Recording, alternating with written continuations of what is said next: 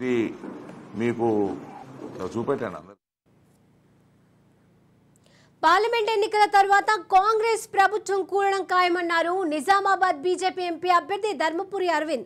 మంత్రులు ఉత్తమ్ కుమార్ రెడ్డి, కోమటిరెడ్డి వెంకటరెడ్డి తలుచుకుంటే కాంగ్రెస్ ప్రభుత్వం ఎక్కువ రోజులు పట్టదని అరవింద్ చెప్పారు. దేశం మొత్తం మీద కాంగ్రెస్ 2 రాష్ట్రాలలో అధికారంలో ఉందని, అది కూడా ఎక్కువ రోజులు ఉండవని అన్నారు. అబద్ధాలు చెప్పి కాంగ్రెస్ అధికారంలోకి వచ్చిందని అన్నారు. కాంగ్రెస్ పార్టీ తొందరగా కూలిపోవాలని మొక్కి వెళ్లి ఓటు వేయాలని ప్రజలను కోరారు. This will be my primary objective other than routine developments. So, ఇది మీకు చూపెట్టాను అందరు చూపెట్టాను. ఫైనల్ ఆబ్జెక్టివ్ ఏంటంటే దీని ద్వారా ఇది ఒక comprehensive development programme. Agri based industries ద్వారా ఎంప్లాయ్మెంట్ జనరేషను, ఫార్మర్ వెల్ఫేర్ కూడా అవుతుంది. స్కిల్ డెవలప్మెంట్ మేజర్ సెంటర్ ద్వారా ఎంప్లాయ్మెంట్ జనరేషన్ అవుతుంది. గల్ఫ్ వలసలు తగ్గుతాయి, తగ్గుముఖం పడతాయి.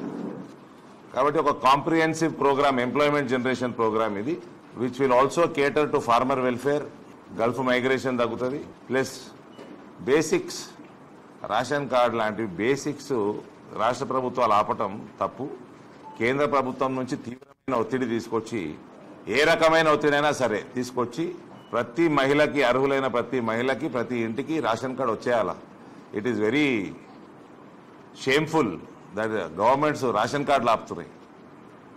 Highly shameful.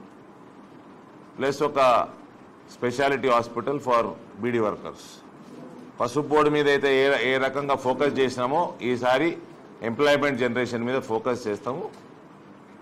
ఏ రకంగా చేస్తాము, ఎట్లా చేస్తాము, మన ప్రాంతంలో స్కోప్ దేనికి ఎక్కువ ఉన్నదో మేజర్ దీంట్లో ఉంది.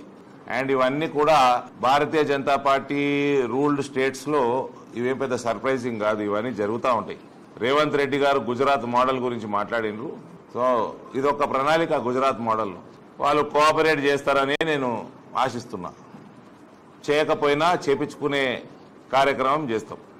But we will have to achieve. ఇప్పుడు ఈ దేశంలో 4 కోట్ల ఇండ్లు కట్టి గృహప్రవేశాలు అయిపోయినాక తెలంగాణలో ఒక ఇల్లు కూడా గృహప్రవేశం కాకపోవడం సిగ్గుచేటు. అది ఇప్పుడు కాంగ్రెస్ ప్రభుత్వానికి సిగ్గుచేటే. ఇంతకుముందున్న టీఆర్ఎస్ ప్రభుత్వానికైతే వాళ్ళది పర్మనెంట్ భూస్థాపితం అయిపోయింది అలా పార్టీ. అది మళ్ళీ రివైవ్ కూడా కాదు. అది 4 కోట్లు ఫస్ట్ టార్గెట్. మోడీ గారు ఆవాస్ యోజన పెట్టినప్పుడు 5 కోట్ల ఇల్లు కడతామని. సింపుల్గా 5 కోట్లు ఏంటంటే 543 పార్లమెంట్లో 90,000కు పైన ఒక పార్లమెంట్లో రావాలా. సుమారు 15,000 ఇల్లు ఒక అసెంబ్లీకి రావాలా. అనేక రాష్ట్రాలలో వచ్చినాయి. ఇప్పుడు మళ్ళా 3 కోట్లు పెంచి 4 కోట్లు దాటింది. 3 కోట్లు పెంచి సుమారు 7 నుంచి 8 కోట్ల వరకు ఈ టర్మ్లో ఆయన కంప్లీట్ చేస్తారు. ఇంకా మనకు 60% పెరుగుతున్నది. అంటే పార్లమెంట్కి సుమారు ఇంకొక 50,000-55,000 ఇల్లు పెరుగుతాయి. అంటే 1,40,000, 1.5 lakh ఇల్లు కట్టుకోవచ్చు ఒక పార్లమెంట్లో. 20,000 పైన ఒక అసెంబ్లీలో కడతాము. సో ఈ రాష్ట్ర ప్రభుత్వాలు అవినీతిలో కూరుకుపోయి కేంద్ర ప్రభుత్వ పథకాలని ఇక్కడ ఇంప్లిమెంట్ చేయకపోవడము, ఇది నిజంగా కూడా రాష్ట్రానికి తీవ్రమైన నష్టం చేస్తున్నారు వీళ్ళు, ఈ రీజనల్ పార్టీలు, ఈ ఫ్యామిలీ పార్టీలు. This will be my primary objective other than routine developments. So, ఇది మీకు